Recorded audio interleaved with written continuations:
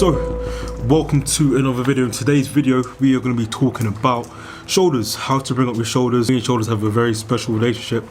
I've been trying to bring up mine for ages, bruv. So, I have 3 tips for you, 3 very good tips for you in terms of bringing up your shoulders. We're not going to waste no time. Let's get straight into it without further ado. Tip number 1 is whatever is on top is what is working. So, what do I mean by that? Let's talk about the side delt. So, when you are doing no space, bro. When you're doing your lateral raises, okay, whether you're doing dumbbell lateral raises, cable lateral raises, you gotta make sure that when you get to this point of the range, that the side delt itself is sitting and stacked above. Okay, you gotta make sure the line of force, gravity, is coming straight down on top of the side delt. But you gotta make sure your execution is super on point when it comes to hitting these small muscles, say your rear delts. Corona. Your rear delts, your side delts, etc. Okay, so back to it. Whatever's on top is what's working. You got to make sure at this top of the range, your side delts is stacked on top of the line of force. Okay, so when you're doing your raises, if you're just standing upright, typically what's going to happen is when it gets hard, yeah, the side delt is typically going to want to shift the load to your anterior delt here, your front delt. So what's going to happen is you're going to start raising outwards like this and kind of externally rotating. So what's on top now? The anterior delt. The front delt is on top. So when you're raising and you think you're targeting your side delt, your anterior delt is actually getting most of the load. So what you got to do to prevent that from happening and keeping the load on top of your side delt, you got to slightly move forward. Move this shit down, bro. There we go. Let's move that down a bit. So you have to slightly move forward, and you want to purposefully internally rotate so you keep the side delt on top whilst you're raising. Okay, very small cues there. So you want to lean forward slightly and you want to internally rotate to keep the side delt on top, so it was consistently on top of the line of force there, stacked above the line of force. You can already feel the tension there as well. Okay, that's one thing you want to do as well when it comes to your side delt training. You've got to be very meticulous with this, guys, if you want to build those side delts. But there's going to be guys who just fucking raise using traps and everything else. Like, they might just pick up a bit of shopping and their side delts are just poking out and bulging. I'm not that guy.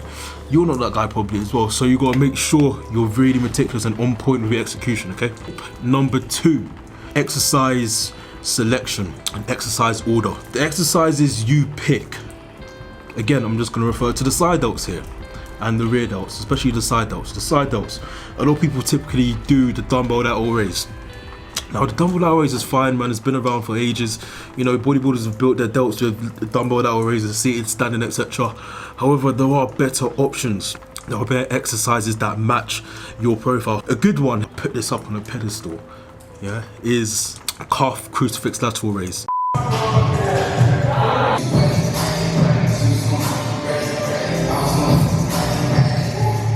Yeah.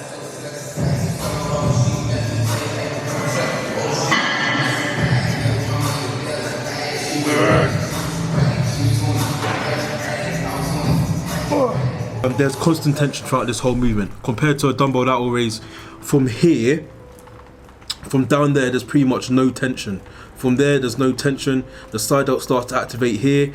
There's tension on here, and it's very hard to work in this range here. Your body is very weak here. The calf lateral raise is the complete opposite. You're very strong up here when it comes to this exercise, and that's what you want.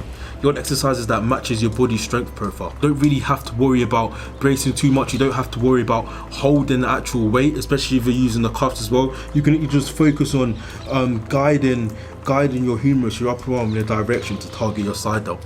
Okay, in terms of exercise order as well, you want to make sure you're putting these exercises in first when it comes to your shoulder session. Maybe if you're doing a push day, put in your side delts slash rear delt exercises in first. Okay, I don't think it's going to take away from your pressing at all. Your side delts and your rear delts, they play a very small part in terms of the force output with your big lifts. So, pardon me, so it's completely fine to put them in the beginning.